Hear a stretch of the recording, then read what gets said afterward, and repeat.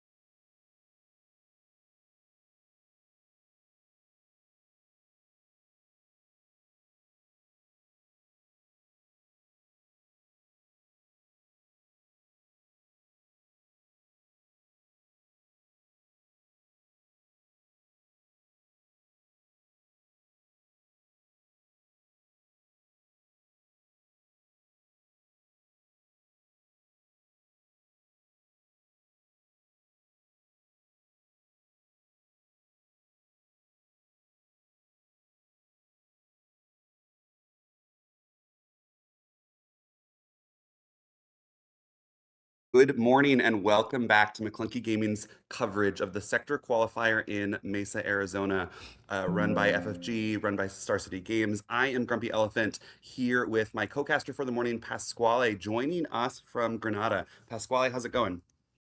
Going really well. I was super pumped to be able to catch a lot of the event yesterday, but having a show, and yeah, I'm really excited to see how day two shakes out here.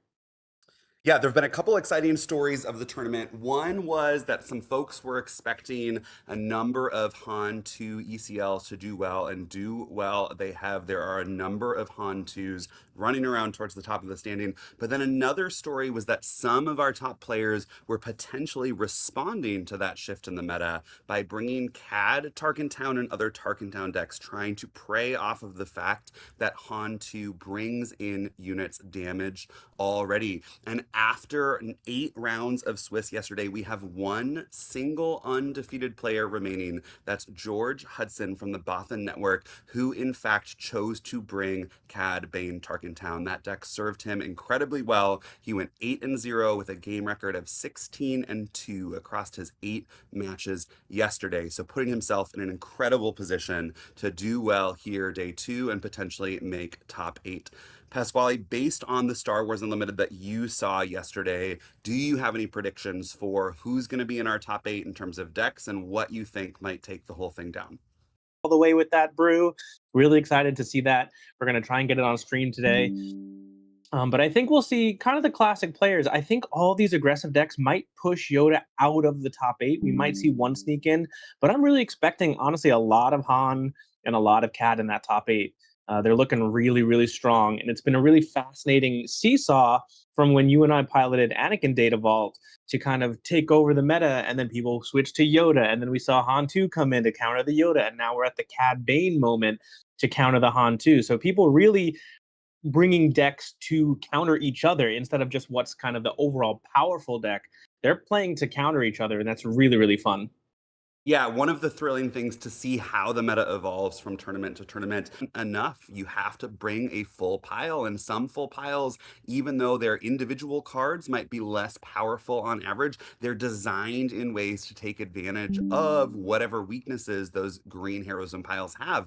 And so, to come back to your point about Yoda, to find the best Yoda data vault after day one, we actually have to go to the second page of standings on Melee. Yoda data vault is coming in at 33rd. A 6-2 record was the best Yoda data vault after day one. So based on that, it's unlikely that we'll see a Yoda data vault in Swiss. And instead, it seems like it's a Hans World from set one paired with that yellow base. We've seen Emperor Palpatine yellow do well. Bobby Sapphire won one of the earlier sectors with it. So we'll see if either one of those Palpatines can win out the rest of this day two to make top 8. But with that, Yep. we have our.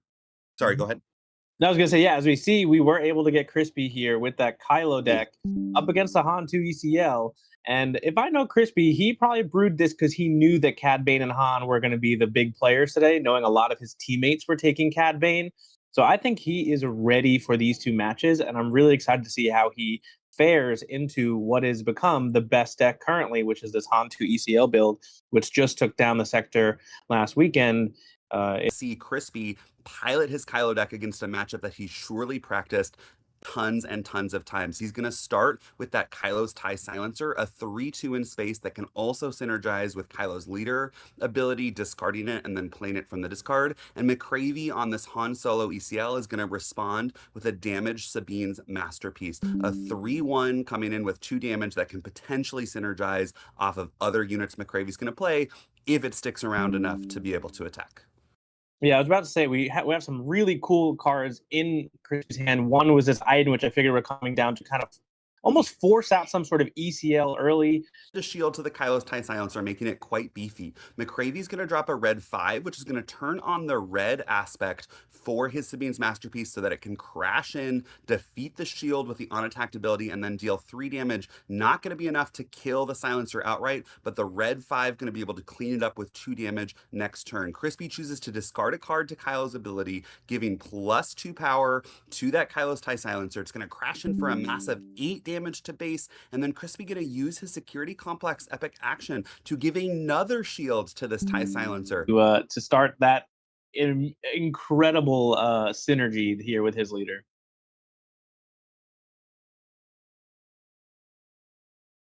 Looks like it's going to be, is that a cheated out Queen Amidala from McCravey? It's going to be a 5-1 with 2 damage on it. It's going to have 2 spy tokens, which means it's going to have 2 sort of backup shields. But because it's 4 resources, Crispy able to flip his leader. It's going to be a Kylo leader flipped with a Battle Fury, giving +3/+3. Going to have to discard a card on attack, but nonetheless going to crash in for a massive amount of damage, bringing McCravey all the way up to 18 on just the 4 resource turn of the game. Yeah, and if he can't kill this Kylo, that is game on board already, because the Kylo will attack, discard a card, Migs will trigger, deal 2 damage to base, boosting the Kylo. This is an incredibly fast game 1 from Crispy here. Looking Amidala is going to be enough to take out that Battle Furied Kylo Ren with just 4 base toughness. It only had 7 with the Battle Fury, and then McCravey can choose to sacrifice a spy rather than have the Queen Amidala die. Yeah, really powerful play, but also very telling that his best play was an off aspect Hotshot Blaster instead of something like an ECL Poe, which means Crispy is still in the driver's seat with only 5 damage left to go on base to win this one. Yeah, that Migs Mayfield chips in for another 2, leaving McCravey. Zone could make it 4 to base, and then we're looking at 1 damage away. A daring raid could end the game.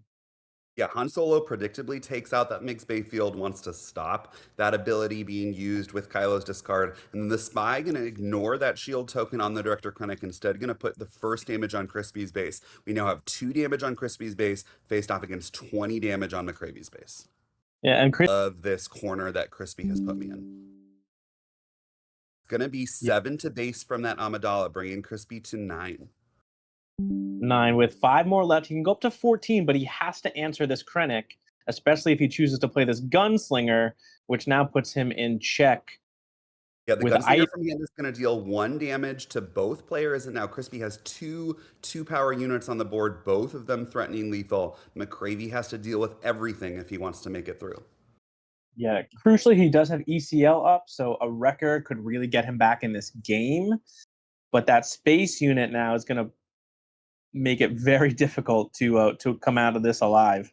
Yeah, I believe that's called, I think that's the droid missile platform. It's the 4-2 for 3. When defeated, can deal 3 indirect damage. McCravey could choose to put that indirect damage on his units, but just the base 4 power on that spaceship, more than enough to threaten to end the game. Yeah, and he really needs a Poe here to be able to survive this turn, I think, and that's his best bet. He's going to start with a bounty hunter's quarry, suggesting he does have a way to kill that spaceship, and then potentially will find some reinforcements on the ground. Looks like it's going to be a red 5 played from hand using Han's ability, followed by another Sabine's masterpiece being ECL'd, crashing into that spaceship on attack. It's going to do the 1 damage to that reckless gunslinger. It's going to throw an experience to Cravey, now left with the only board presence but just 2 life to play with, facing off against Crispy with 10 damage on his base, 15 to go for McCravey, but nothing on the board for Crispy to speak of. Yeah, he's fishing his resources. He doesn't see that reckless gunslinger that he might have been looking for. He does have a force choke, but this might be game on board. He might be able to buy himself a turn with the force choke to hopefully find an answer. The math is real there, and Crispy scoops it up. So a really explosive start there from Crispy. An Iden pilot onto a TIE silencer, followed by a Battle Fury onto Kylo. Got McCravey up to 20 very, very quickly, but then unfortunately was not able to push through those final points of damage that he needed. McCravey playing a nice job on defense, buying himself enough time to then get. Yeah, we're seeing some infiltrator skills come in, it looked like, which are an interesting cheap upgrade that can give your unit saboteur. Yeah, it's that was impressively fast to try and take down a 25 HP base. He was just missing a daring raid to end that one. So I think Crispy can easily win these next 2 games just by seeing how quickly that game got out of hand for McCravey. But that ECL, Sabine's masterpiece, he had 2 of water to rehydrate. Yeah, that is the nice thing about playing these aggressive decks is you're not going to be slugging it out for 55 minutes every round, have no time to have a break or get some food. When you're playing something, especially like that Kylo Ren deck, your rounds are probably over pretty quickly. So win or lose, at least you can reset in some way. So that's always a benefit for these long 12-round events. Crispy, having lost game 1, is almost certainly going to choose to take initiative in second shield. So it was only because McCravey had access to that red 5, the ability to deal 2 damage on attack, that he was able to get through the second shield and make the trade. So if McCravey has a potentially less powerful space opening, Crispy might just be able to run away with the game in the space arena. Yeah, it was almost more that Sabine's masterpiece having 2 of them because that let him ping the first shield off. And then he does have some reach this time. I did see a reckless gunslinger get resource and a daring raid in hand. So if he can get off to that lightning fast start, this time he'll be able to close it out. Yeah, both players made their resource decisions, and it's going to be an Inferno 4 this time from Crispy. A 2-3 for 2 in the space arena. It's going to allow him to look at the top 2 cards of his deck and put them on the top or the bottom. And then because that Inferno 4 has 3 HP, that Iden would put it pretty well out of reach from those ECL targets that Hantu typically plays this early. We'll see if he can pilot here. It's not going to be an Iden. It's going to be discarding a card to the Kylo leader ability. Inferno 4 makes the trade, allows Crispy to look at another 2 cards from his deck, but Crispy's resources open now. It's going to be an Axe Woves, a 2-2 shielded that gets buff for every upgrade on it, but that Grogu's going to make quick work of the shield. Yeah, for so many decks, this is something I was thinking about looking at the deck as we saw. Players have those main deck answers, but right now he just uses that shield from the epic action on the base and trying to boost up that Axe Woes with maybe some upgrades right now. Yep, uses the epic action to put the shield back on Axe Wolves, and McCravey says, I'm not going to wait 1 second longer than I have to get rid of this. Axe Wolves is now going to be an 8-8 on the 4 resource turn of the game. Yeah, 8-8, and it's the leader flip turn. So there could be what I think it's 2 cards in hand, so maybe 10 points of damage coming through. But he can also boost with the Kylo leader to make it a 10 power axe woves. And then there's an interesting decision here for Crispy because Battle Fury is in his hand, which is extremely powerful, not only because it gives so many stats, but because it can go on space units. So his decision to discard here, he has a space unit. Yeah, the other choice for Crispy, Kylo Ren, a powerful, aggressive leader, but with only 4 toughness, that Queen Amidala would be able to make quick work of it with a single attack. He's going to start by, looks like, use the Krennic Shuttle, used to give that Axe Woves +2/+0. It's going to crash in for 10 damage. Kylo going to deploy, crash in for another 4, presenting 2 threats on the board, saying, I'm going to put this Battle Fury on whichever unit you're not able to kill first action, and potentially it's McCravey with initiative here, so McCravey's going to have 1 action to potentially stem the bleeding. It could be that ECL Poe to try and take care of the Axe Wolves. Here it is, epic action used. It's Poe Dameron joining the fray, crashing in. Which unit is it going to crash into, and how many on-attack discards are we going to see? The Poe Dameron confirmed crashing into the Axe Wolves. Here's going to be 2 discards. It looks like it's going to be a defeat and upgrade and 2 damage. He went. Does he go to base with the 2 damage? Or did he do 2 to So it's Kylo? an upgrade on Axe Wolves and likely 2 damage to the Kylo Ren, which will open it up to being killed by either the Amidala if he plays Battle Fury or just a spy token if he Oh, doesn't. I think he's discarding a card from Crispy's hand, actually. Which Power, the Battle Fury is going to make it 8. The Kylo Ren now guaranteed to be able to crash in for 8. McCravey has the power on the board to take care of it this turn, but it's going to take a few actions. It's going to start with the Queen Amidala, throwing 5 into that Kylo Ren, sacrificing a spy token rather than dying herself. Crispy responds by crashing that 8 damage into base. It's going to bring McCravey up to 22. Kylo Ren now with with just 2 health remaining. Crispy deployed from Queen Amidala, gonna throw it over onto the Kylo Ren leader. That's gonna be enough to defeat the leader. It's Crispy's biggest threat off the board. Now just a Reckless Gunslinger facing down 4 units from McCravey. Yeah, and crucially, it is kind of very impressive how fast Crispy can get to 23 there, right? That's 2 games in a row by the flip turn upon open fire. Yep, that Han Solo leader was able to take care of the Reckless Gunslinger. The spy put 2 to base. Crispy starts this next action phase off with the Director Krennic. It is a shielded unit, so it will require a couple of actions from McCravey to get rid of, but McCravey certainly has the tools on board to deal with it. It's going to be a Han Solo leader attack into the Director Krennic to break that shield, followed by a Guavian Antagonizer for Crispy, another 2-power threat. Yeah, but I think he was. Because of the damage on McCravey's base, that Gorilla Attack Pod is going to come in ready as well as damaged because of the Han Solo leader ability. With that grid, it's going to be a 6/4. It's going to crash into the Guavian Antagonizer to take 2 more damage. Just 2 health remaining on the attack pod, but now 8 power, followed by a hotshot black. Reckless Gunslinger, but that's not enough. And there's lethal now on the other side. He discarded a Daring Raid turn 1 to turn on that Kylo ability. And that is, again, the difference here is 23 in both games by the 5 resource turn, not able to cross the finish line. It would be enough to close the game, but we've seen 2 of them already, I believe. It's going to be 4 from base, just an Iden Christie showing he doesn't have it. There's the fist bump. It's going to be a clean 2-0 for McCravey on this Han Solo ECL over this really neat build from Crispy, this Kylo Ren security complex. Yeah, absolutely tragic that this time he had the Daring Raid, but had to discard it to turn on that Kylo Ren leader ability turn 1, which forced out a trade, and just couldn't find another one. No other source of direct damage in these colors. Obviously, they don't have For a Cause I believe in. So big tournaments with their own brews have is that they've often been testing in isolation or just with a small group of people.